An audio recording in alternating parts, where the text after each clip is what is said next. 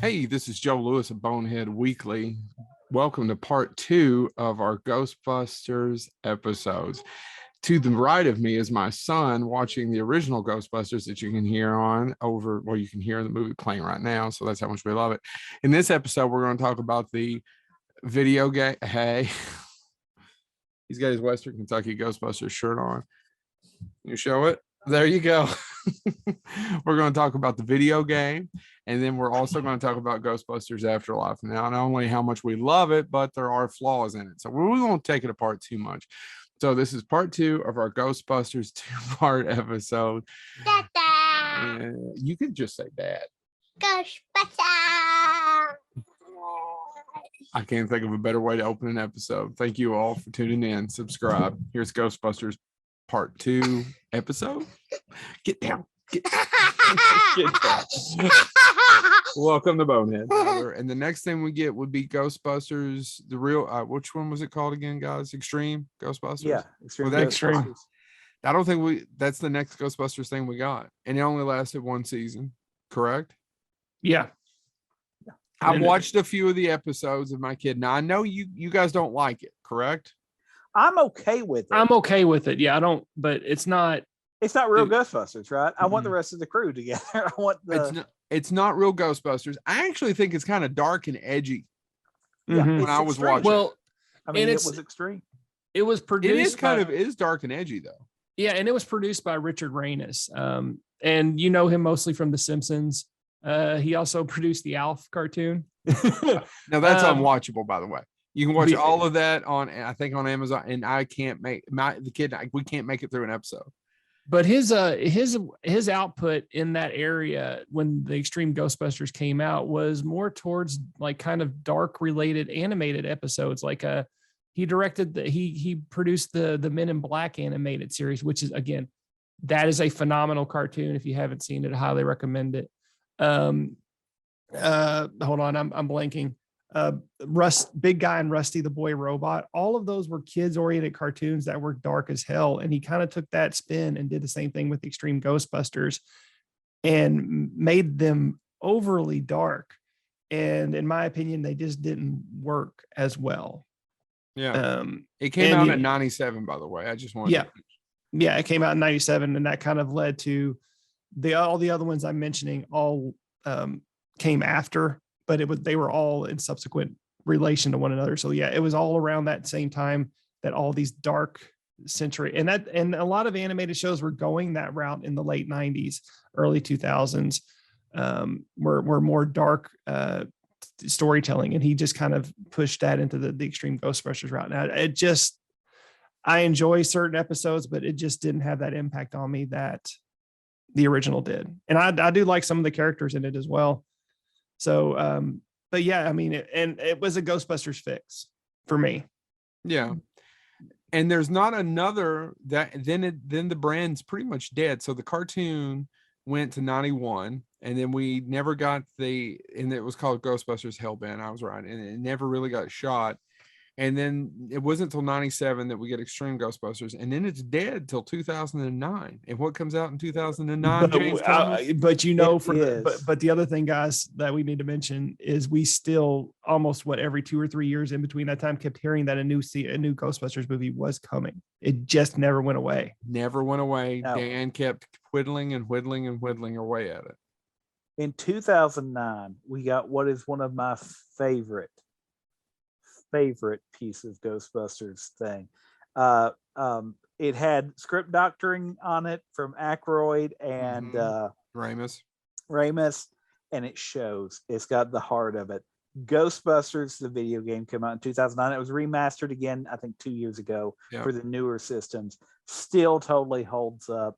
In the game, you do not get to play one of the Ghostbusters. You play the Rookie. And my favorite introduction in the game is they're getting ready to introduce you into Venkman, and Venkman goes, whoa, Egon, what is this guy here for?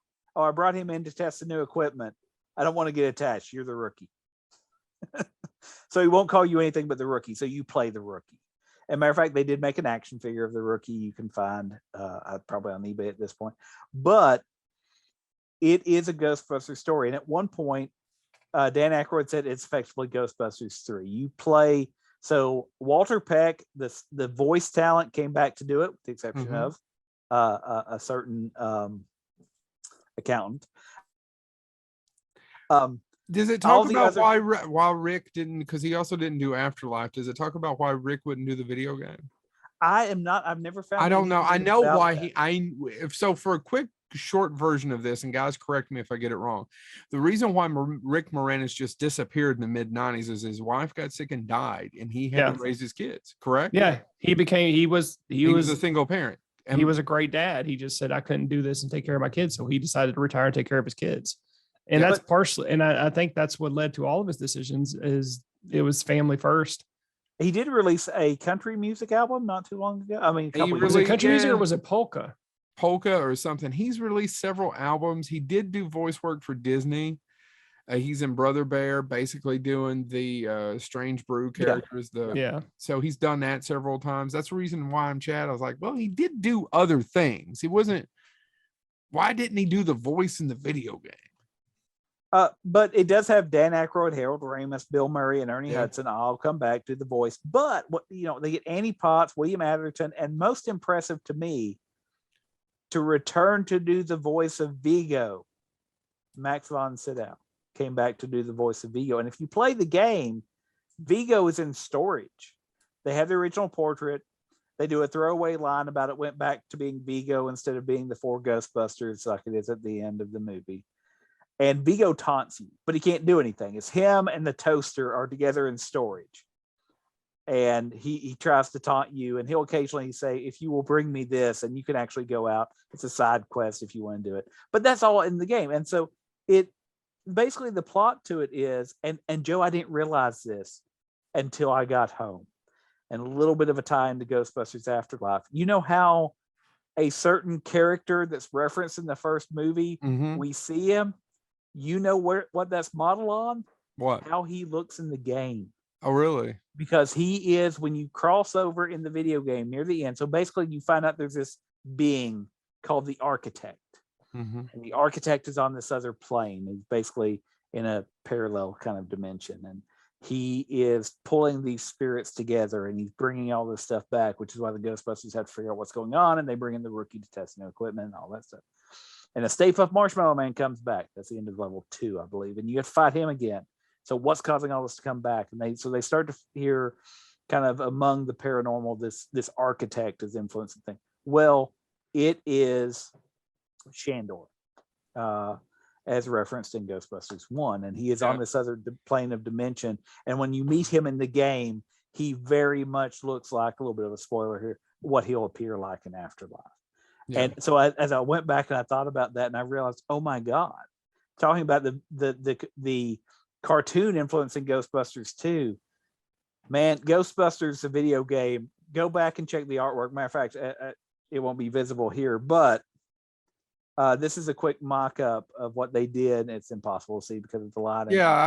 Of what Shandor would look like, or looks like in the video game. And then kind of like a character from Scary Stories to Tell in the Dark. Well, and that's the first mock-up of it. That's when you first see him in the background. But when you meet him, quote unquote, in game, and he's playing the Architect, and he possesses some people in the game. It is very much the same thing that you see in the anyway. So the game came out, and IMDb rates video games as well. It actually has an 8.5 out of 10 rating. It was a huge game. Matter of fact, I never pre-order games. I think it's silly because they'll be on the shelf, right? This was the first video game I actually pre-ordered in 2009. I have the premiere date of release t-shirt still in my closet. I tell my wife I just need to have it made into a quilt with my other Ghostbuster shirts, like the one I'm wearing now. Yeah. It's a pastiche on the Gorillaz album cover, except it says Gozer Days instead of Demon Days. But anyway, the Ghostbusters video game. And I wanted to mention also, that was a pretty big hit. It scored well. Again, IMDb even says it plays like the movie. Dan Aykroyd came out and said, hey, it pretty much is Ghostbusters 3. Yep. When it was remastered, he came back and did new commentary for it. It is, I mean, if you're a Ghostbusters fan, you're going to enjoy playing the game. That being said, it was such a hit, other companies started to get in on it. There was an unlicensed game that got in trouble that was kind of built off of Quake, but it was made to be Ghostbusters, and it was eventually released. You could download it. They got enough permission as first-person shooter style. That being said, we now live in a day when I've got games apps on my phone. Beeline did a Ghostbusters app. It didn't last long. It never got completed, but it also tied back. And so it was literally just called, I believe, let me make sure I'm getting my title. Yep, Ghostbusters. It was by Beeline, was the company that made it. It was a mobile app. And basically what starts to happen is there's an apartment building, and each, as they updated it, it would unlock more floors and you worked your way up. But what was interesting was when it first came out, you could only play the first 5 floors, but you found out that there was somebody that was intentionally targeting the Ghostbusters. Now, because it was an app and they wanted you to spend actual money, the free characters to play were 4 Ghostbusters in training: Michael, Prince, et cetera, et cetera. If you paid real money, you could unlock the real Ghostbusters. That being said, what was interesting about it, it was kind of an interesting story. The character in Ghostbusters 1 at the beginning that Venkman is testing, along with the lovely blonde, he is actually getting the cards right. Well, they made the entire game is centered around, in their version of the story, he kept seeing things. So he did have abilities, but because Venkman didn't take him seriously, he just thought he was going crazy, and he kills himself. And he comes back as a vengeful spirit, but somebody is telling him to target Venkman. So there's another spirit. And that was the outline of the game. After you got so far in, you found out he was the bad guy, but then you found out he was being manipulated by another spirit. Now, the game got canceled before the story ever finished, which is a bummer, because I thought it was kind of interesting. That being said, oh, and Joe, one more thing. I should also mention, you mentioned 2009. That's glazing over a little bit. There was the comic book series, and there have been multiple Ghostbusters comic book series. Briefly, 88 Studios, which was named after a certain car movie that goes 88 miles per hour and something happens. But they were a company that didn't last long. They had some legal trouble, but they did a series of Ghostbusters comics that were really, really good. And actually, most of the current ones, I think IDW is doing them now. Yeah. Of interest, perhaps, to some people is IDW. They have had crossovers now with, I don't know if they've done Ghostbusters and Army of Darkness or not, but they do a pretty good job keeping that storyline going and doing it pretty convincingly. So, yeah, anyway. But there have been Ghostbusters video games and apps, and check those out. Playmobil has one now. Before we move on to the 2016 version, I didn't know this, and I don't know how accurate it is. It's on Wikipedia, so I'm telling you now. I don't know. I think it's fairly accurate because I could not figure out how Ghost Corps came about. Does that make sense to you too? Like just one day they were running Ghost Corps. Like Ivan Reitman was a director, and the next day he's running Ghost Corps. Do you guys remember this? It isn't explained. So apparently, following when Harold died in 2014, they pretty much killed Ghostbusters 3. Or at least we thought it did. And Reitman at that time had been pursuing to be the director for Ghostbusters 3 and said, no, I'm done. I'm not going to do it if Harold's dead. And he decided the creative control that he shared. So if you go see a Ghostbusters movie, most of the time it says based on characters created, or most movies, either a remake or whatnot, because John Carpenter talks about how he loves when they make Halloween because he wrote it and directed. He gets a check because he wrote it and for doing nothing. So you see most of those times based on characters created by who the writers are. Not on Ghostbusters. It's got the 2 writers and who. Ivan Reitman, the director. He had that much control. So he decided that was shared by him. I didn't know Ramis and Aykroyd. I knew that, but I also didn't know that Murray controlled some of the rights. Did you guys know that? No. It was a little holding the franchise back, he said, and they negotiated a deal with the studio to sell the rights. I didn't know that they sold them. He spent 2 weeks persuading Murray. Reitman refused to release details about the deal, but said the creators would be enriched for the rest of their lives and for the rest of their children's lives. And Aykroyd he and Aykroyd were the ones that set up the production company called Ghost Corps to continue and expand the franchise. And the first, of course, movie was the 2016 reboot, which was, and they call it the female-led reboot, and it is what is directed by Paul Feig. Now, before we get into this, first I'm going to say I've watched it. I didn't particularly care for it when I saw it in the theater. I thought the first act is pretty good, and then it just goes to hell from there. I think Leslie Jones is pretty good in it, and I think Kate McKinnon is one of the most talented people working today in show business. Is just literally one of the most talented people working today, and she can do anything. I think she's fantastic in the movie. I think Chris Hemsworth is fantastic in the movie, and it pretty much ends there for me. I've watched it now again, and my opinion of it has gotten lower from repeat viewings. I haven't watched it in a couple of years, but it hasn't gotten any better.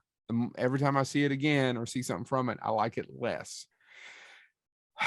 There's a lot to unpack with it, because I said all that to say I belong to a few Ghostbuster groups on social media, Facebook, and some of the shit that some of these fucking guys write is awful about that movie.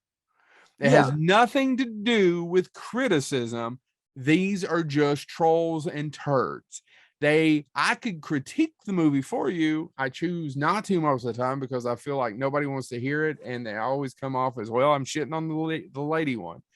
But some of the things that these people write in these are, and it's been 5 years, are awful. Yeah. And it's just sexism, and it's just hate, and it's just rage, and fuck them. Now, I don't like the movie all that well. It's not very good. But it's still just a movie. It didn't kill Ghostbusters. Jason Reitman says it actually made it easier for him to get Ghostbusters Afterlife done, because then you could actually say, well, we can do X, Y, and Z with the brand now. Yeah. Yep. Well, and let me say one of the things and as I said earlier, I think one of the challenges for me as a fan of the original movie is, again, like I said, the original movie is a comedy, but it does have those serious movies and moments, and this one does play more like a comedy. Like, even when a character is possessed, and get out of my friend, you could have made some serious thing, but it did. It's a comedy. And by the way, Paul Feig is talented at making comedies, and I do also want to give credit, because my kids were obviously of a certain age when this movie came out. They were excited to get to see a Ghostbusters movie in theaters. Mm-hmm. That never gets taken away from me, right? I mean, there's photos of me with them at the theater. We're standing in front of the sign for the movie, and they loved it. They loved it because that got to be their Ghostbusters in theaters. Mine was Ghostbusters 2. That's the first one I got to see in theaters. That was theirs. Yeah. That was, and they didn't, I don't let my kids get on the internet and read troll comments. I didn't, especially at that age. They were young still. And, they didn't know. And it never occurred to them that, oh, is this an all-female reboot? They didn't care. It was Ghostbusters. It's And so I will say, and I like part of what the movie tried to do. I think it's interesting that Round, I don't necessarily like the way it plays out in the end, but I like the concept of this guy realizing, oh, wait a minute, if there's ghosts. You mean Rowan? You're from Rowan County, but his name's Rowan. Rowan. I'm sorry. Rowan is where I'm from. Sorry. But Rowan, I think Rowan's interesting. I think that's fine. If you knew that, hey, if I die, I'm a ghost, and maybe as a ghost, I get more power. I mean, that's an interesting. You think that's a criminally not to shit on that actor, but don't you think they needed someone with some gravitas for that role? How do you know who I actually would have loved to see do that? Who? Honestly, and it's who popped into my head when I watched it. Jack Black. Anybody, and the guy's a fine actor. He's not the main villain. No, you shouldn't cast me in that role either. No, but I think there's a manicness needed. Like he's obviously twerked, right? Yeah. I mean, you don't think about, but anyway, I like that they took that, and I think that's one of the things that I will defend it. It was a pure comedy that took some risk with it, and again, if the people are critiquing it, as you were saying, Joe, well, the problem is it's all women. No, there's. I mean, as you were saying, and again, Will I still watch that movie? Absolutely. My kids occasionally will say, "Can we watch?" Yeah, put it in. Put it in. That's fine. It's a comedy. It's fun. It's fine. The special effects in it are fantastic. Yeah, they look great. They really do. Yeah. I mean, they look fantastic. The opening when they're in the mansion, that's hilarious. That's funny. That works great. Kate McKinnon, Chris Hemsworth, hilarious. Leslie Jones, hilarious. That movie falls apart in the third act. And on top of that, the main issue I have with it is that I feel, and I am right about this, why on earth did they make it a remake? If they could have just did X, Y, and Z, and the fans would have been less pissed. A lot of these trolls have been like, because it's set up in the original movie. Well, I don't want to talk about Afterlife yet, but it's set up in the original movie. You could have just said, well, they defunct and they franchise, and these women want to open it up and they do it later. Why on earth do it that way? Which is actually how the Ghostbusters game ends, by the way. If you do play to the end, there's a cut scene at the end of the credits of the video game where they come in and be like, listen, we're overstaffed. We only need the 4 of us. So we're going to put you somewhere else. And they send you basically to establish a franchise in another place. And that's the end of the video game. No, I agree. And I think there's even, to me, there's even workarounds for that, because there's even that line where they believe, there's a throwaway line about, we think actually EVPs are coming from other realities, and at the very end in the credits, you could have built more of that into it. Yeah, they set themselves up for failure to me when they say, nope, this is a remake. We're not, it's something totally different. It doesn't. Well, and you mentioned this before, I think when you first saw it in theaters, that you were a little bit more okay with it till they tried to remind you of, I think you called them remember berries. Remember berries. Oh yeah, that was my complaint too, was the fact that don't give me Stay Puft. I don't when the movie was just them, because I disagree with Joe on this part, in that I also love Kristen Wiig and Melissa McCarthy's characters. I think as when the movie is focusing solely on them and Chris Hemsworth, of course, the movie is hilarious. I think it's funny. I think them as a group work well. It's when they say it's a remake, but then they put everything from the first 2 into this one, and they just cater to the fans because they were so worried about, rather than reaching new people, they also wanted to make sure that the old people were somehow satisfied. Well, how do you do that as a remake? I don't understand it either. That's where they failed it. They did, and then you lose me on the hilarious. I really think Melissa McCarthy's awful in it. Kristen Wiig has like one funny throwaway line. I do think, and again, it goes to your point a little bit, Joe. I think they did interesting stuff because they're not parapsychologists, right? They're not psychologists. They're physicists. Yeah. Those 2 characters are. Yeah, they're physicists, and I think that's interesting. You've now brought in people that, they're trying to physically prove that ghosts exist. I think that's interesting. I think there's a lot there. And part of me, now there is a comic book series that plays with that last line of, they hear the EVP allegedly coming from a parallel universe, and it says ghost, and that's how the movie ends. And there's a comic book series, and I'm forgetting what the comic series was subtitled, but it actually does take the Ghostbusters all meet, right? They get pulled into this thing, and it works really well as a comic because they actually deal with that these are not, it's not a remake, right? These are characters that exist in a different plane, and they have a different take on things than the original do. They're physicists, not parapsychologists. Yeah. They're not worried about the ghost motivation, whereas they're raised having that moment of, well, we need to figure out how this connects to, and they're like, we just have to stop it. We don't care. And so I think, because I'm a nerd and look at all the comics and all that stuff, it works better when you have time to let that breathe and flesh it out. But the movie never let it breathe. It never gave it that window. And again, I'm not, I want to make it clear, I'm not crapping. I enjoy it. It's just a comedy. It's a comedy.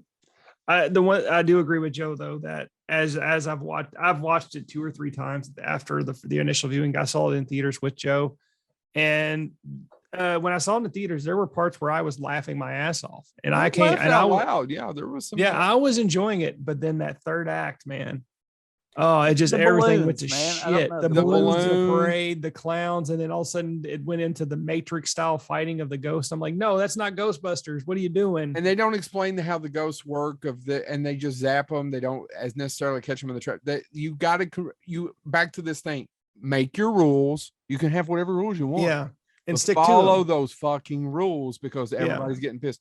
And here's my last thing I want to say about this movie, and then I'm done talking about it forever. I just assume. I mean, I own it. It's over here on the shelf. My kid loves Ghostbusters. I show it's a little too much for him because the special effects are too. I mean, there's a couple of places he can, but I hate 80% of the cameos in that movie. Yeah, exactly. That was going to be my next thing before we left on the only Bill cameo Murray's that works. awful. Dan Aykroyd's awful. Ernie Hudson's the only one that works. It's the only one that makes sense. Yep. Well, Harold's. Well, yeah. Oh yeah, yeah. There's The a bus bus to Harold. That's yeah, it. yeah. But you know, by the way, I read somewhere. I guess Sigourney is her mom's okay. Yeah, yeah. But you know, I think that's one of the things too. And again, it's what? not. It's, I don't remember it. She's it Kate shouldn't McKinnon's be mom. a gender thing. It's after the credits. Same thing. Did I Sigourney. miss some? I must have missed something in the credits. It is, Chad. It's actually one of the things that did like. Off The topic, trolls- guys. I thought I was petting my dog's head. I just rubbed its asshole.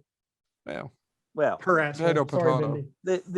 Mindy. I think one thing that the movie did, and I'm not saying it's wrong for doing, it's their movie. Do what you want, and it didn't bother me, but I did hear people in the theater groan when speaking of the Sigourney Weaver scene, because that movie was pre-hated, which is wrong.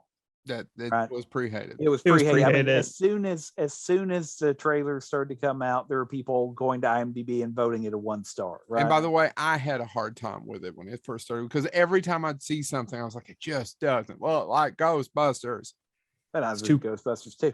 But of course, it did have the Ghostbusters in it. I'll give you that. But no, I think one of the things that got some groans in the theater, and speaking of the Sigourney Weaver role, was that line that she has where she is, she's the mentor of Kate McKinnon's character.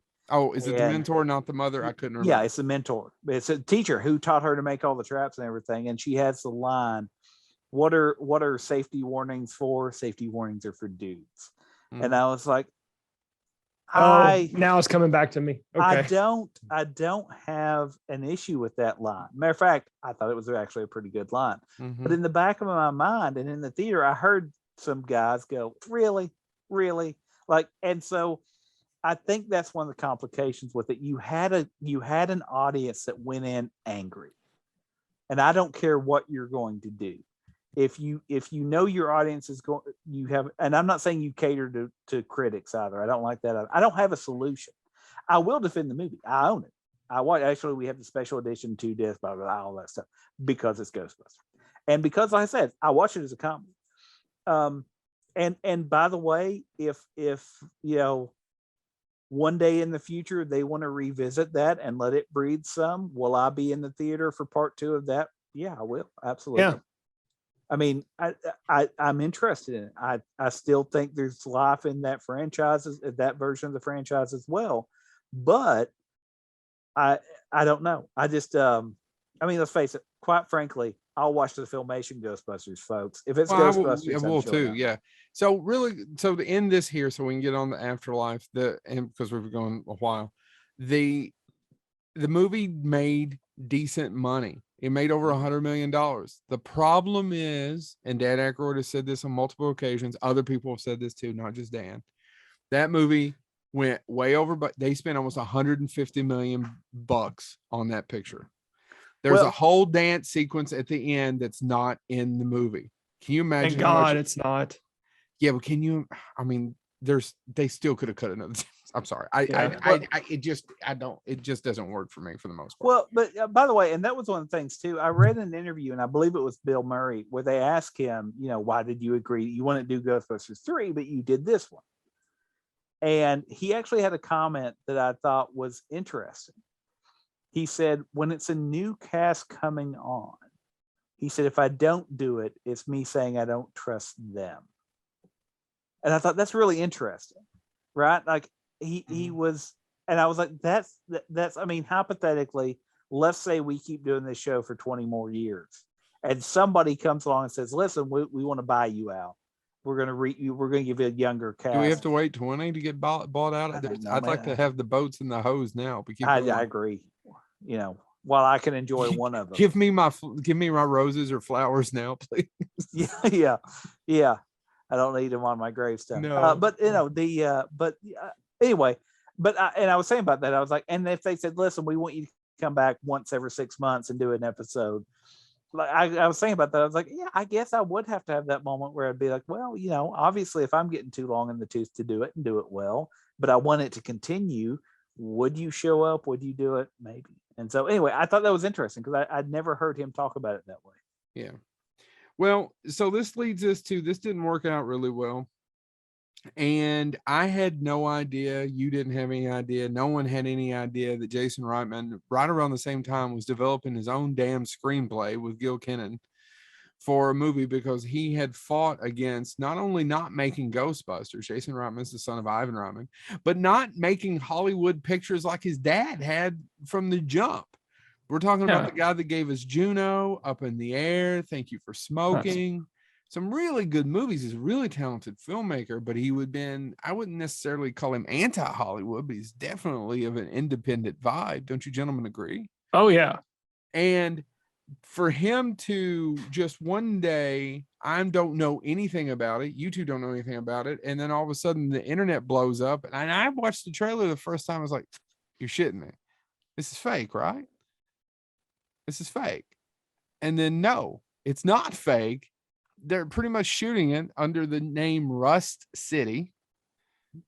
And we're getting another Ghostbusters movie made by the kid of the director of the original Ghostbusters. What are the odds? It blew me away. I mean, I didn't see it coming. Especially when you never would have convinced me that Jason Reitman was going to give me my Ghostbusters, for lack of a better way of putting it, guys, 3. Yeah. Well, and I was about to say, and this is an important caveat here, is that for fanboys that pay attention to Comic-Con news, we had been led astray so many times by a certain Reitman. So if you were paying attention, and if you were a comic book fan, even after Ghostbusters, what's now called Ghostbusters Answers the Call, came out, when it didn't perform well, because originally they said, hey, they signed on for 3 movies. They signed on. Oh, and something else we forgot. We were going to get a proper sequel with a new generation of Ghostbusters to the other one, right? Do you remember this? Yeah. Who was it? Who was that guy? Who's Magic Mike? Do you guys remember the movie was going to be made? And then the movie Channing Tatum. Channing Tatum, right? It was him and somebody else, correct? I thought it was Chris Pratt, wasn't it? It was Chris Pratt. Yeah. Am I correct? Yeah. This was going to happen. And so that movie, when it didn't perform, let me get my dates right on this. So 2016. No, it was Jonah. It was Jonah Hill, I think, too. On August 10th, 2016, Hollywood Reporter expressed doubts about a sequel being made because of the mediocre performance. When they asked a box office analyst about it, he said, I just can't fathom the creative talents wanting to go back and work. And he was referring to Feig, McCarthy, Wig, all of them, how much work they put into that and it not getting received well, wanting to waste their time, quote unquote. That was his terminology, not mine. Paul Feig actually still says he'd go back and do another one, but keep going. But they were saying slogging out another one. And again, I have dreams of writing a novel. I've got about 4 that are at about 200 pages and I still can't finish them. And I've been working on some of them for 10 years.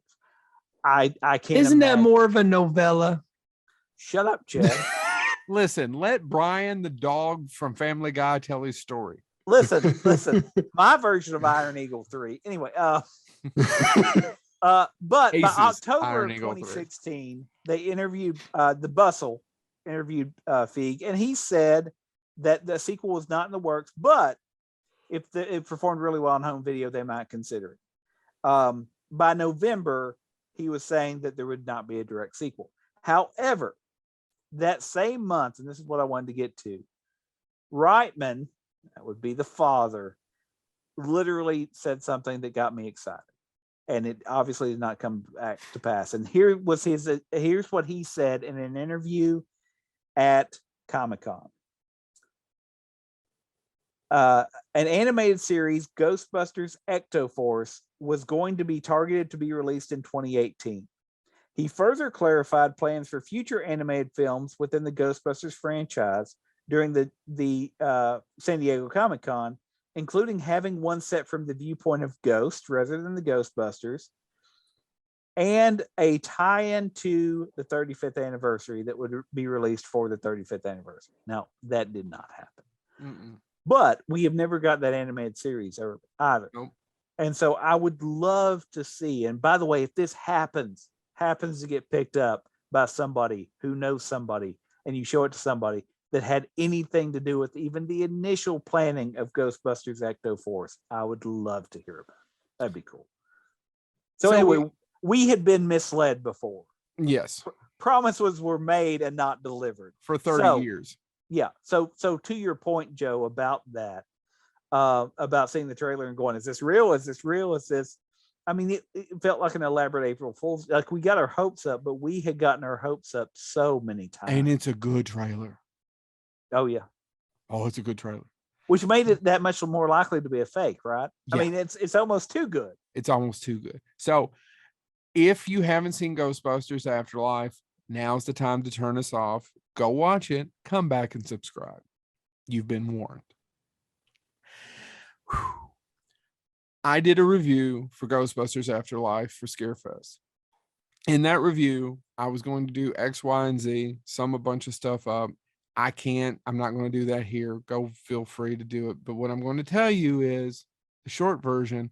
I cannot review Ghostbusters Afterlife. I'm too close to it. The movie was made for me. It was made for Chad. It was made for James. It was not made for a big population, I don't think. It was made for us.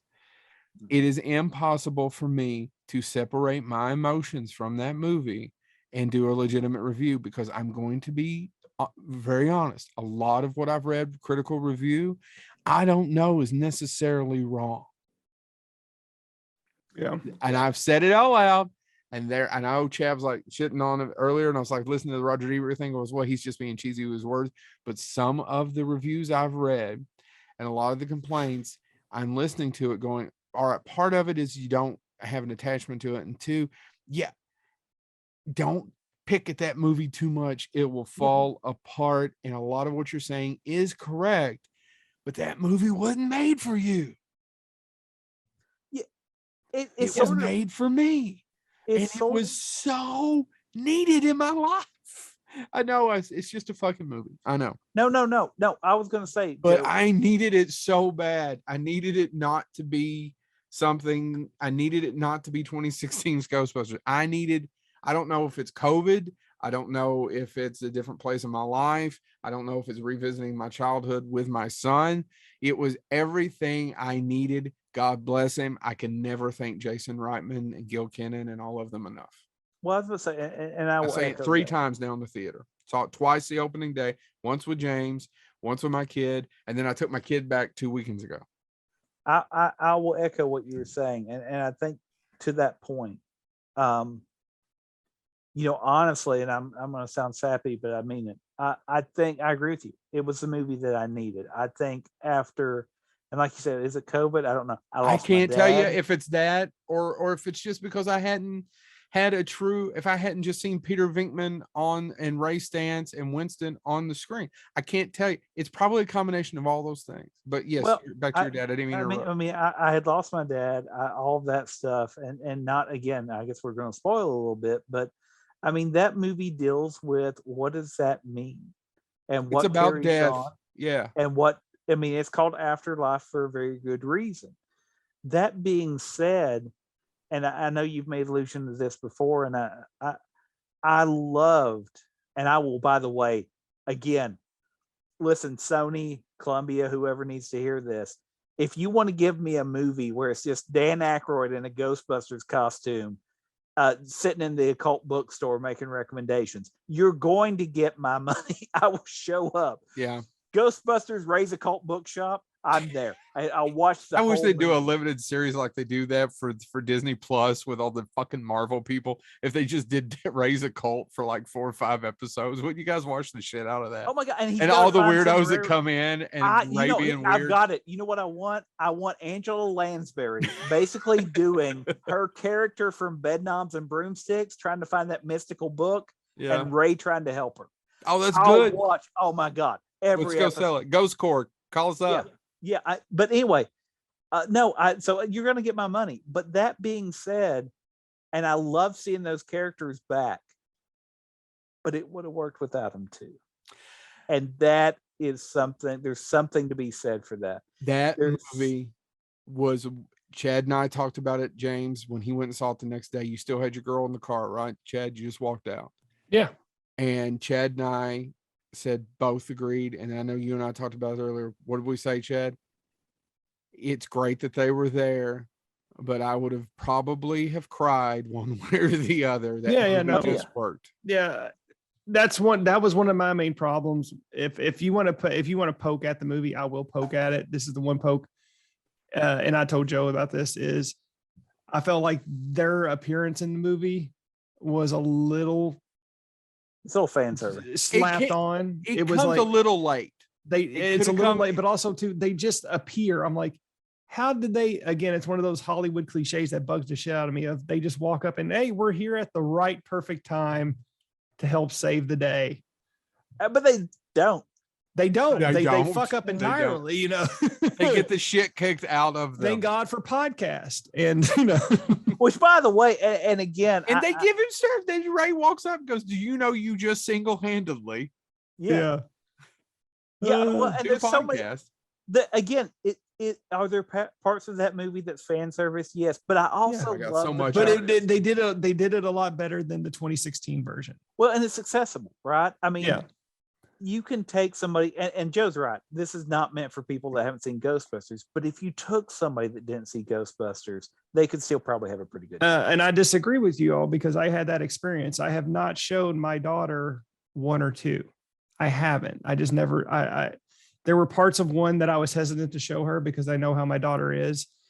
So I kind of held off, and I'm like, this one can. And I did show them the 2016 version, which they both loved. So I showed them, I went and took her to this one, and not having any context for the movie, she fell in love with it. I was looking down at her and she was smiling ear to ear. She loved everything about that movie, and she couldn't stop talking about it afterwards. We were at a restaurant. We met my wife there, and she proceeded to sit there and tell my wife everything about the movie. And it was making me like smile. And I've promised her I'm going to show her 1 and 2 when we have our private time, because my youngest daughter is still too young. She gets scared at Nightmare Before Christmas. So obviously I can't show her Ghostbusters. What you need to do, Chad, is bring her over and let my 4-year-old, who for some odd reason will mansplain Ghostbusters to any man who walks through. It'll aggravate the piss out of her, but I'm going to sit over in the corner and just giggle when he just mansplains. Yeah. He doesn't just do it to women. Okay, well then he's just jerk splaining. That's not just he's Joe. I don't know. Yeah, he's just a jerk. That's fine. He's just a little asshole. That's fine. I mean, as long as you're doing it to everybody, as long as you're equal opportunity about being a jerk, that's fine. So back to Ghostbusters Afterlife. We'll go through it. I don't want to. Well, actually, we're going to talk about. I've admitted this more than once. I'll say it here. I cry. Same here. I cried a little bit at the opening. I had no idea that was going to be the opening, that's what we would get. So what we do is we open up on a truck running away. And if you're a fan of the movie, you know who it is. Right. It's Egon. And you, at no point in any of those trailers, we knew it was going to be about Egon's family. We could clearly see that. We had no idea that Egon, who Harold Ramis is dead, was going to be in the movie. Right. Yeah. Now, that leads me to one other thing I want to get out of the way real quick, and I hope you both agree with me. I am on there. I do not normally agree with bringing someone who is deceased and bringing them back for a movie service. I think it works in Rogue One for me a little bit with Palpatine, but This movie did it better than any movie I've ever seen. It didn't give Harold any lines, and it's not Harold Ramis. It's Egon Spangler. Right. And his daughter, Violet, has came out and defended Jason Reitman, saying, I was involved from the get-go. Jason was nice enough to show me the script, asked me if I'm okay with this. And she has said unequivocally, so everybody who's this is the one thing that the critics have bitched about that I take umbrage with a little bit, because they're not doing the research. They're just pandering to their audiences to be what critics do, is she has said Dad would have loved it. They made him thin. Yeah. You don't know, Harold loved food.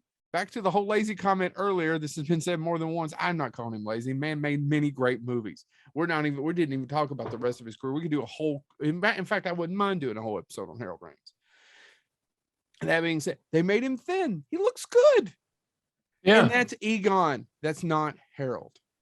Those are two totally different things. Well, and I'll be honest. Listen, it's. I think about this, and again, this is just as things circle around my head. And the movie, if you're a child that saw Ghostbusters and you had that connection to it, because I struggled with this thinking about it. I think I even asked you once when they first announced it, do you think they're going to do something with Egon? And it's, are they going to just dub him in or something like that? And I was worried. I honestly, I didn't think they'd have the balls to do it. It didn't occur to me that he would have him in the movie.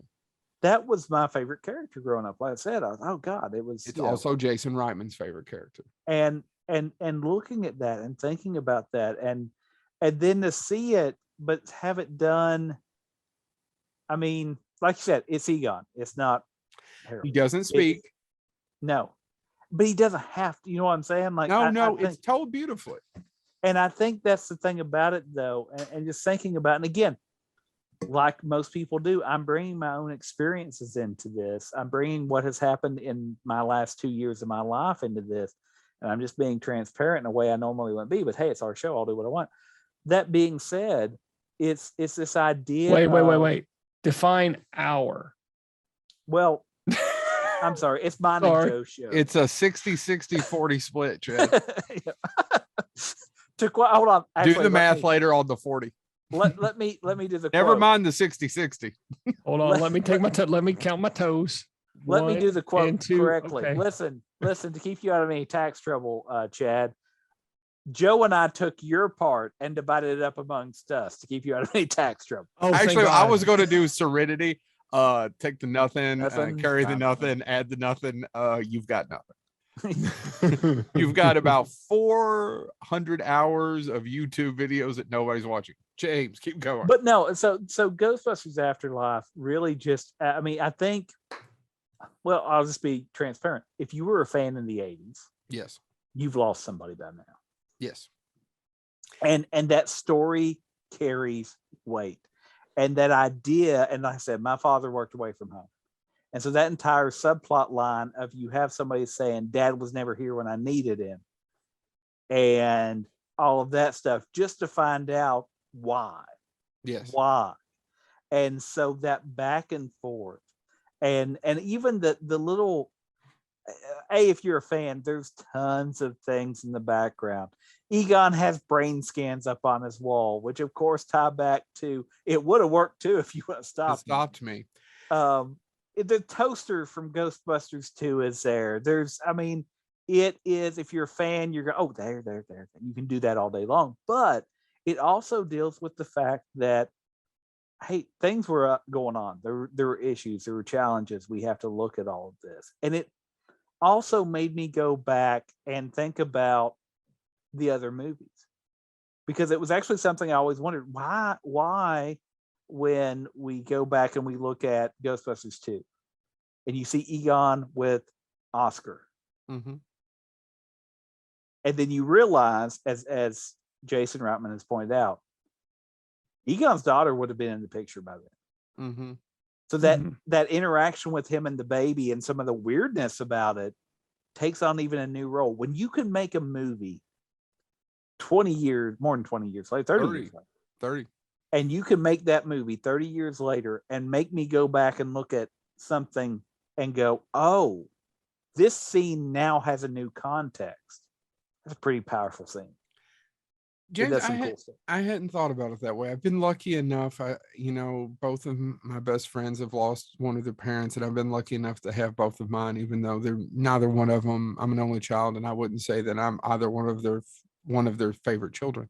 Oh, can you tell your mom I said thanks for sending me those cookies? They were delicious. Definitely will. I'll remind her that you're neither her lover nor her child. I'm her love child. I never thought of it that way. I think another thing that hit me is that when Harold died, I didn't know him, but I was such a huge fan. It bothered me, but I don't, God, this is going to sound so sappy. I think it didn't hit me till I was watching it in the movie. Yeah. Does that make sense to you too? Because he's especially alive. The first time I was watching it, because to me he is alive. He's alive when I put on Ghostbusters. He's alive when I watch Ghostbusters 2. He's here when I watched Vacation, because he directed Vacation. He directed Caddyshack. He's in Strikes. There are so many other things he directed. Analyze this. The man made a bunch of good movies. Knocked Up. He's in Knocked Up. He's the dad. I don't know. It just hit me. And that whole scene with him getting away and then him dying and then his hands falling. And then we watch his spirit lift away, right?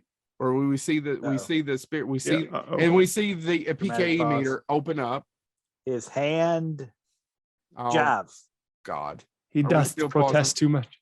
There we go. Back. Yeah. Okay. So, and we see he dies, the hand drops, and we see the PKE meter go off. Yeah. Yeah. It's good imagery. There's not one spoken word, and we get the whole plot of the movie. Yeah. Well, but it's also, and it actually kind of addresses some of the issues, right? So the animated series, by the way, did this a little bit, as you were talking earlier, Chad, about the good spirits and the demons and all that stuff. Yeah. But it also kind of addresses one of the things that people said about Ghostbusters. If you're doing a philosophical critique, wait a second. If this is the way things are supposed to be, why are they messing with it? Right? I mean, if we die and we go on, what does that mean? And you see that Egon doesn't become a bad ghost. Egon's still Egon. And that's the only case in Ghostbusters where that actually happens. And then again, I guess massive spoiler here, but what happens at the end when his work is done? He leaves. And he does a Patrick Swayze. Yeah. And the movie ends. Yeah. The movie matter of fact, it says for Harold. I mean, there's still a scene afterwards, but what does it say? For Harold. For Harold. The movie, the camera pans. For not to give anything away, he hugs. He puts his hand on his grandson's shoulder. Wolf. I can't remember the character's name. Finn. And then he gets down and hugs Phoebe. Right. Yeah. And then he hugs his daughter, who's crying, and everybody's crying, and he disappears, and the camera pans up and it says for Harold, and the movie's done. By the way, and actually we could have done another 10 minutes. There's another 10 minutes of the Ghostbusters. The original Ghostbusters are, by the way, showed up there, and they're there now. There's at least 10 more minutes of footage that they shot, but the movie ends when Harold disappears. It's Harold's story. It's Egon's story. I keep saying Harold. I'm sorry. It's Egon's story. It's Egon's story, but I also think one of the things that I love about the way they handled it was when Egon shows up during the battle. And you get to see the Ghostbusters lined up again, the original Ghostbusters lined up again. And they're focused. They're trying to fight. Winston's the first one to see Egon. And it goes down the line. It actually reminds me a little bit, and it's also a scene that's tied into my pop culture, means a lot to me. The original Ocean's 11, when they realize that the money's being burned. Spoiler for that film. And they all do the slow look down the line. That being said, Winston sees him first, and Winston finally gets his due in this film. Yes, very much so. Yes. But you also get Bill Murray playing Venkman in a very Venkman-like way. And I'll be honest, knowing the challenges those two individuals, the real people, Harold Ramis and Bill Murray had that little line of, I thought you might show up. I don't know why, but it kind of got to me. Yeah, it got to me when afterwards Winston tips over and goes, "I miss you, man." Yeah. I almost lost it right there in front of my daughter. Oh yeah, because it makes me think about. I mean, you do like Joe was saying. Not everybody you work with and all your career is going to mean a lot to you, but when someone does, and you think about what work is, work for most people is where you spend a third of your day. Yes. 8-hour workday. Usually, by the way, 9. But oh God, somebody said that to me at work in my 20s, and that never dawned on me, and it so depressed me. but that makes it valuable when you do find people that you enjoy being with. Yeah.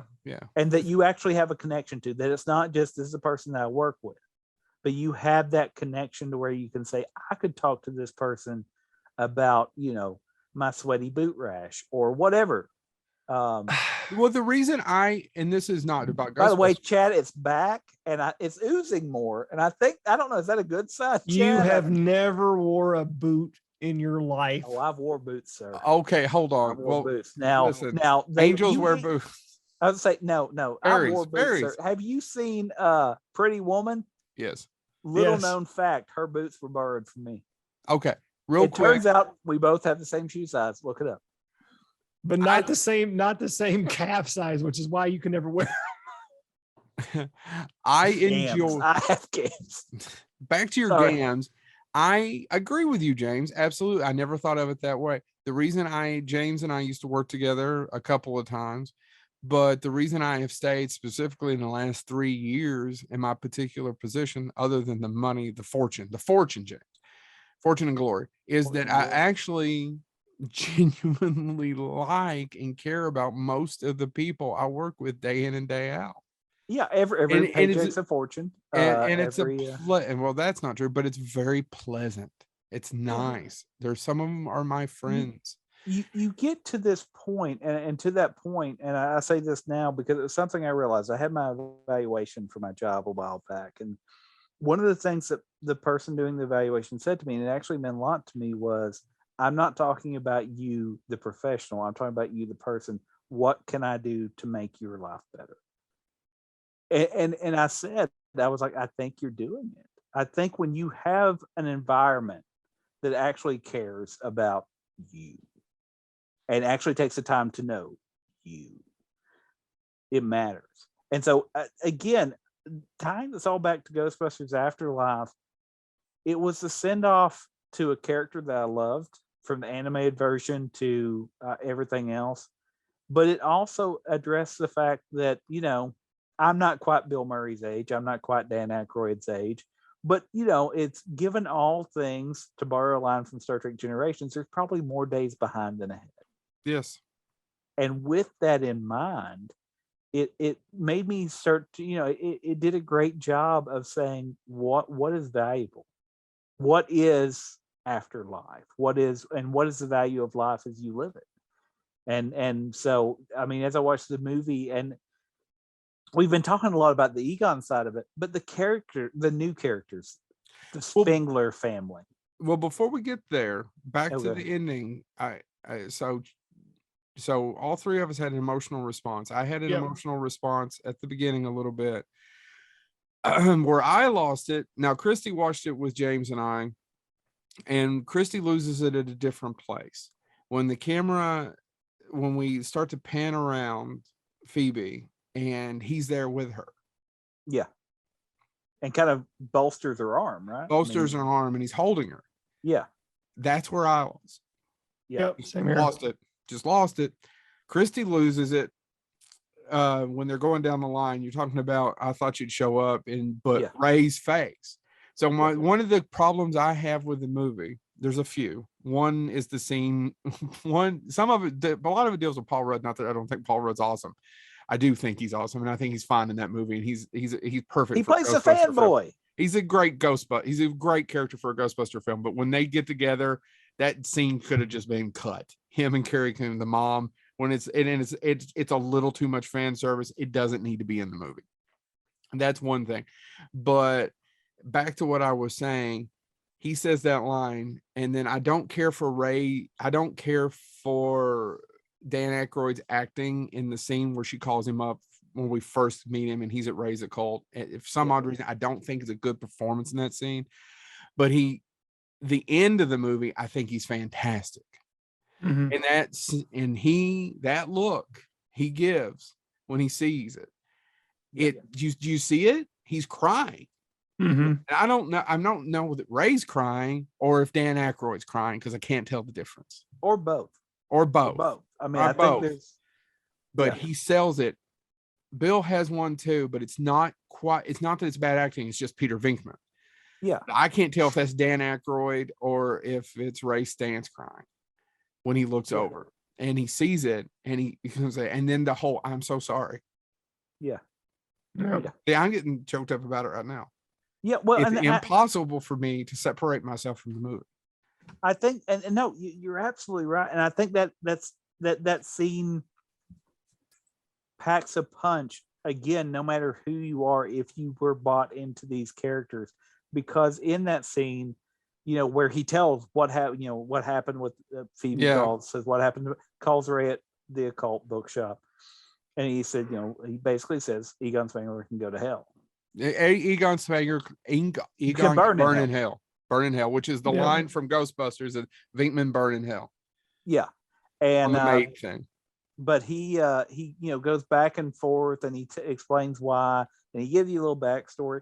But it does make me think about, again, I think it's an impactful scene because I think we've all experienced that at some point, right? Either something we did was misinterpreted or we misinterpreted something that somebody else did. Right.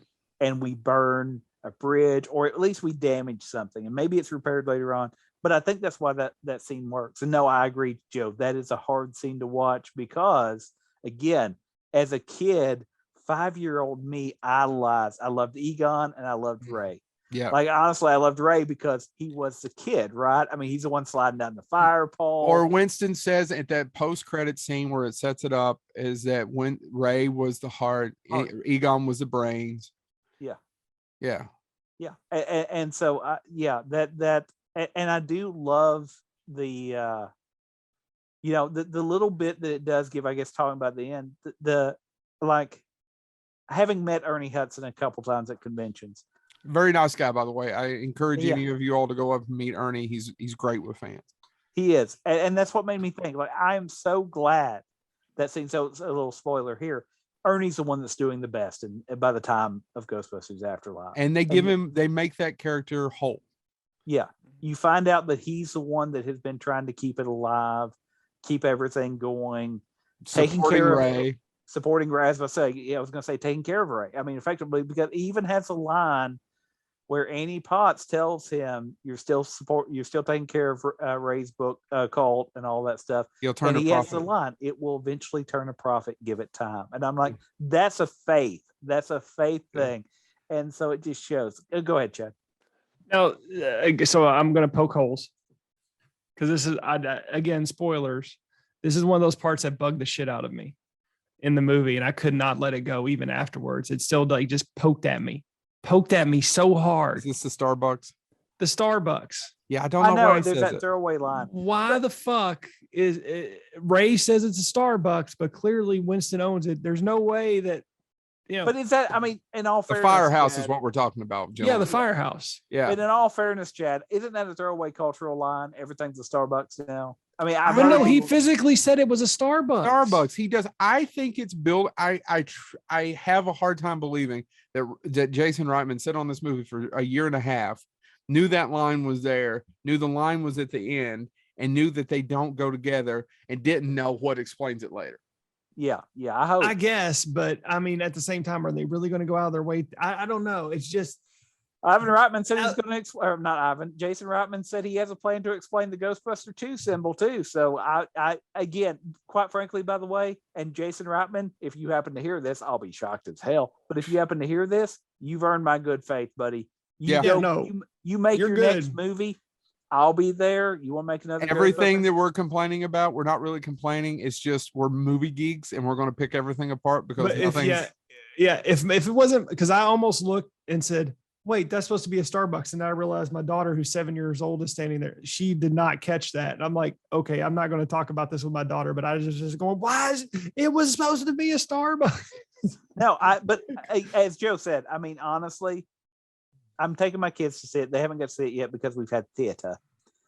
But as soon as I can get around my daughter's theater schedule, I'm going to take them to see it. And honestly, I mean, again, one of my favorite films is The Seventh Seal, and I can pick it. That being said, that doesn't mean I love it any less. So there's a lot. Yeah, no, I'm just saying it's one of those themes that one of those things that bug the crap out of me that I could not shake. I mean, it did not impact my love of this movie at all, but it did bother me. That, just like Joe said, with her ripping off her clothes and her having the dress, that the Starbucks line bothered me more. Listen, Gozer has a very specific uniform and expects its servants to wear. Yeah, and also that you could pick that apart too, because when she's not possessed anymore, it just possesses the daughter. And don't the daughter, it does not possess the daughter, but the son's girlfriend, and that doesn't make a lot of sense because aren't they supposed to have sex to bring back Gozer to blah blah blah? I mean, yeah, it don't pick at it. Don't. I'm not picking. I'm just saying it out loud. Buy the ticket, take the ride. I'm talking to the audience at large. I get why they kind of did that, so the mom could throw the switch and then get the hug. Yeah, that's the reason why. So she can come full circle and find. Of course, she finds out right before she gets possessed anyway by a terror dog that her dad had been following her kind of creepishly. I'm joking. But I mean, at the same time, and again, it's what always runs through my head. I mean, now it would kill us all, but if we knew the only way we could preserve our family's lives was to go in the middle of nowhere and do this, God, we would do it cursing, screaming. But if you honestly believed, and matter of fact, I do love that one of the, going back to that exchange with Ray, and what you find out later on. Egon was right. He was the brains. He knew what was going to happen, and nobody believed it. But that's another scene that I don't even know that we need, or at least we could have cut a third of that scene out.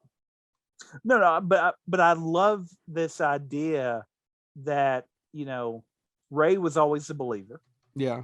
And then Egon is coming with this and says, we've got this is looking like this, and it also does address what I call. And I've called it this since I was a kid, superhero syndrome. Yeah. Everything happens in New York, right? I mean, Marvel Comics, more or less. I know there's exceptions. Don't come at me with your West Coast Avengers, Chad. But Marvel is New York, right? I mean, for the majority of stories, Spider-Man is New York, all of that stuff. I mean, I'm not your friendly neighborhood Spider-Man. I'm not knocking that, by the way. I love those stories. But it is one of those things, like, give me one guy. Like, I always thought of this as a kid, right? Like, if Spider-Man would have got his powers in Moorhead, Kentucky, what building would he had the option to swing from? Manon? Is that Cartmel, bitches? Yeah, there he goes. He's swinging around it again. Everybody going around Cartmel. Nowhere else to go. He's got nowhere else to go. So anyway, it would be a different set of stories, which is why I say that. But I do love, and again, this is one of the things that Jason Reitman credited Paul V. It did open it up. Your story doesn't have to be in New York anymore. If you can change this and this, I can change the location. Yeah, and it works very well. Which leads me to another complaint I have. They got one of the greatest character actors of all time, who is in several Jason Reitman films, to play Ivo Shandor. And he's on the screen for 30 seconds before, shocker, Gozer rips him in two. Yeah. All right. It's funny, kind of, but it really pisses me off. I wanted more Ivo Shandor. Yeah. But my entire thing is, I think it's one of the things that, quite frankly, it is, as you all were saying earlier, it's kind of a throwback to the original movie, right? Because you wanted more Ivo Shandor. You got 30 seconds of Ivo Shandor. You got 30 seconds of Gozer being Gozer. Congratulations. Well, and the other thing is that, okay, so Chad and you, and we're all right. We don't necessarily need the original Ghostbusters for this movie to work. Here's another thing. I don't know that I necessarily needed Gozer back. No, I think, especially since they already did it in the video game. Yeah. Well, but I also do find it interesting and fun that we did get Evo Shandor because it begs the question. It answers that question okay, you build a tower in New York, you didn't mind that stuff in New York, right? And you definitely didn't get that much of that one type of thing in Ceruleum or Ceruleum or whatever, selenium or whatever it is. Yeah, cold riveted girders, of course. Yeah, but so where was it? And I love this idea that again, it makes it even creepier because the original set it up as creepy. Evo Shandor is creepy, but it makes it that much creepier to think like I would again if somebody wanted to do a limited series, give me the Evo Shandor series where he's running this town, where he's manipulating these people, and then this idea, and you still see it in the film, right? These people still feel stuck there. Yep. Leave? Are you ever going to? And so, give me that origin story. Give me, the Evo Shandor Chronicles. Right. I'd watch it. I was gonna say, isn't that dairy? It is kind of. It could be. So, I guess we probably should start. We've been doing at this for a little over 3 hours by the time we split all this up. What's the actress's name again who plays Phoebe? Oh shit. I wouldn't know her out of it's Catherine or Kith or something like that. I wouldn't know her outside of that outside of the hair and those glasses, and if my life depended on it. When I saw her on a television show, I was like, well, first of all, it's been 2 years and she grew up. Is it McKenna Grace? McKenna Grace. Second of all, that movie is almost damn near perfectly cast when it comes to those kids. McKenna Grace as Phoebe had me the whole time. She carried that movie. She carries that movie, guys. I love the character. She's so good in it. I will say this: after I got home and looked up McKenna Grace online, I didn't realize she was Christmas Flint from Troop Zero, which she's now becoming one of my slowly favorite actresses because she is amazing in Troop Zero as well, and she's also Tanya Harding in I, Tonya. Yeah, she's from 8 to 12. She's placed Tanya Harding. She is a very gifted actress. I never heard of her. She doesn't look anything like Phoebe to me in real life. No, and if you watch her in Troop Zero, that's why I could not. It doesn't look anything like her. She carries the movie. She's amazing. Just such a good performance. So cool. And the kid that plays Podcast, also really good. It's just McKenna Grace. And she sings the song at the end that doesn't suck. Yeah. It's a little poppy. Chad, she wrote and sang that song. Didn't know that. At the end of Ghostbusters, the ghost, blah, blah, blah, blah, blah. That's her. I didn't know. I didn't either. And the guy who played Podcast, Logan Kim, that's only his second film. The other thing he was in was at Home Movies, The Princess Bride, that Jason Reitman did over COVID. Yeah. He talks about finding him, and he said he was the most professional, untrained actor he's ever worked with. So you want me to do the X as a 10-year-old? You want me to do this? Yeah, that's okay. They're just perfect. Those two specifically, I'm with you. I could have had a whole movie with them. Would I have said later, man, I wish they could have somehow worked the original cast in, but I understand. Yeah. But I'd have been happy with it. Yeah. Yeah, no, and by the way, I'll revisit them anytime. You want to do a sequel and we go back to the dirt farm? Yeah, sign me up. I'll be there. So that goes to probably, as we should go out at the end of credits, the post-credit scene. There's one mid-credit scene where Bill and Sigourney have a moment, which is nice, and it kind of you kind of believe that they're together now. Yeah, and it's funny. It's a callback scene. The other scene is the end credit scene where we clearly, this is Chad and I said this, and I can't remember James before we talked. This is one of the best bridge movies I've ever seen in my entire life. You can go anywhere with Ghostbusters from this point forward, because we have at the end of it, we've already found out Winston's a billionaire. Well, he's talking to Annie Potts, and it kind of, you don't know, was he actually sending money to Annie to take care of Egon? It kind of hints at it, right? Right. And it uses a cut scene from the original Ghostbusters to set up Annie, or to set up Janine's love for Egon. Well, and two, it explains why what I mentioned, the scene where he goes, "I miss you, man." He knew the other two didn't know he was gone. He knew. Yeah. So we kind of get a hint at it. Basically what Jason Reitman has said is that he would prefer Winston to be basically the Tony Stark. Yeah. As we go forward, for lack of, and I think that's the best way to put it. He misses the car. He gets his moment with the car. It's not Ray, it's Winston going, "What have they done to you, baby? I'll get you home and clean you up." Yeah. And we see, well, that's how it was in the animated show too. Right. So we see him driving, we see the car driving across New York, and we finally get the song. We get all these musical cues, but we don't get the song till the movie's over. Right.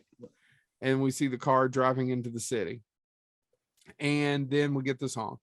And then finally at the end, he's talking about, well, Ray was the heart, Egon was the brains, Peter was the mouth or the entertainment, and I was the sex appeal. And he's making a joke, and he goes, I may be this, and this, but being a Ghostbuster gave me the ability, or gave me the confidence to become everything I've become. To not be afraid. To not be afraid. And I'll always be a Ghostbuster. And then we cut to, as Chad's right, Ray said it earlier in the movie that the firehouse is gone, it's the Starbucks, and we find out it's not gone. And that Winston somehow owns it. Go ahead. And you see there's still the right unit. Right. And the final shot, so he pulls it in, the car's being pulled in, and then we go down to the depths of the firehouse, and you see the containment unit, and the light is flashing red. Yeah. Right. And the movie ends. Where could we go, gentlemen, from this? Anywhere. We can talk about the Ghostbusters franchising out. We can talk about dealing with New York ghosts again. We can talk about we could go back and revisit Phoebe. Honestly, Phoebe's story's we could be done with Phoebe and her story. Yeah, we could. Yeah. I mean, is there a way to tie her into something else? Or it could be, but I could see a movie that had nothing to do with this one and just has, and it only need Winston. Actually, I kind of wish it would be Ray and Winston. Yeah. Well, and I think Ray gets to go back into being, to keep the Tony Stark reference going. Ray then gets to be, for lack of a better term, using the Marvel reference, the chosen one, right? He's the keeper of the books. He's the one that's going to train people. He's the one that's going to say, "Oh, this is the Spectre you're looking for. That sounds like this." Or he's the Egon in the Extreme Ghostbusters. Yeah, right. He's the one that's going to keep that information. He's the one that's going to be, and you're going to have. Yes, you've got the financial planning and all that stuff, and Winston becomes the heart, given that speech that he makes. Mm-hmm. But it's Ray and his obsession with the occult. And then that pays off that line. What'll pay off eventually? Yeah. Right? So has Dan said on record? I can't imagine him not wanting to do it. Although he has said in multiple interviews that the only character he actually would like to play again is the Conehead. I mean, that's his favorite character. That's the one he says is most representative of him. Wow. And how he feels. Well, no, I mean, which is, by the way, why he would be a good Python, right? I mean, it's. He says the Conehead is the most nonsensical. It's fun. It's nonsensical. Yeah, the Conehead would be the one he'd want to revisit. So, I don't know. Has he said that he'd love to do more? I don't know. I haven't seen anything from him. I did want to, given this, I had a question I wanted to ask to wrap up the show, or as a potential way to wrap up the show. This is fine. I think we're wrapped, unless Chad has more to add. Yeah. Nope. Okay. No, I'm good. Here's a question I wanted to ask. Except I want to know. I want to see these boots. They're just made for walking. Christopher and dancing.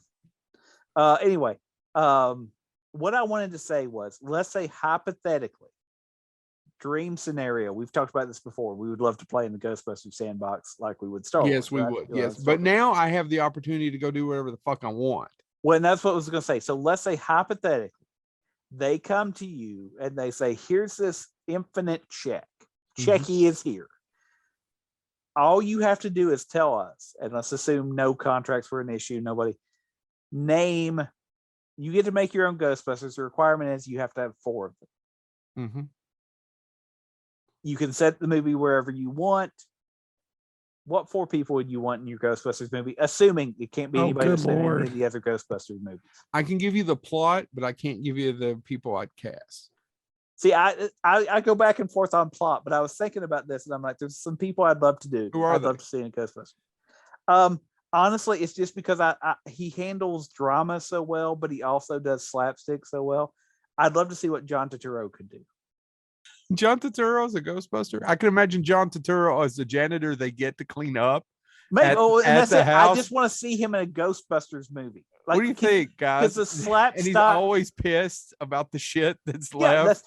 The slapstick in Brain Donors, and where he runs his mouth so fast in Brain Donors. But then you get Barton Fink, right? Mm-hmm. You get there's just so much there. So that's one that came into my mind. As far as that was the first name that came to my mind. Chad, do you have any ideas? I'll come up with my other 3 in a second. So are we talking about anybody? Anybody. Gender doesn't matter. Are we talking about if it's cast today, like people who would be believable in the role as Ghostbusters? Are we talking about today? I would still do John Turturro. I don't care if he's 64. He could totally bust some guts. But go ahead. Oh man, James, you've caught me off guard, man. I don't know. Well, that's what I wanted to do, but I thought it would. Let's say they came and they said you get to pick the next, or each of us gets to do a franchise movie where we create a new office. I love Chris Hemsworth. It's unfortunate that he's already been in one. I think he's hilarious.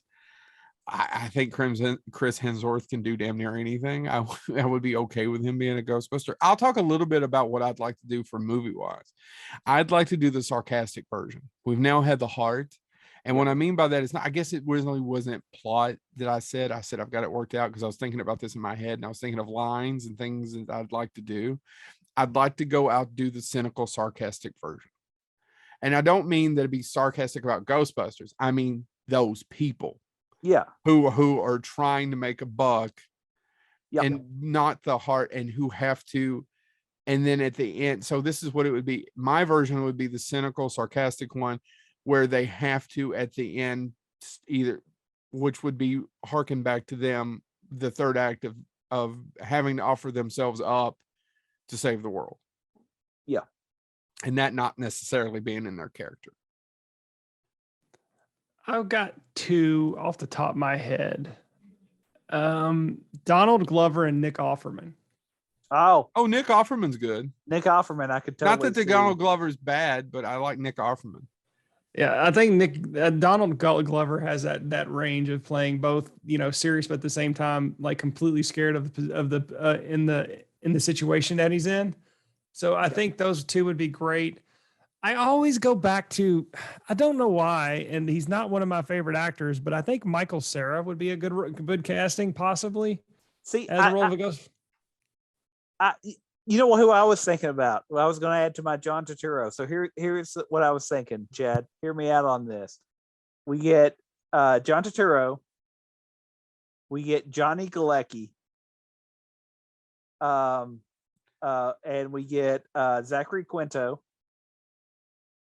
And just for good effect, we'll throw in.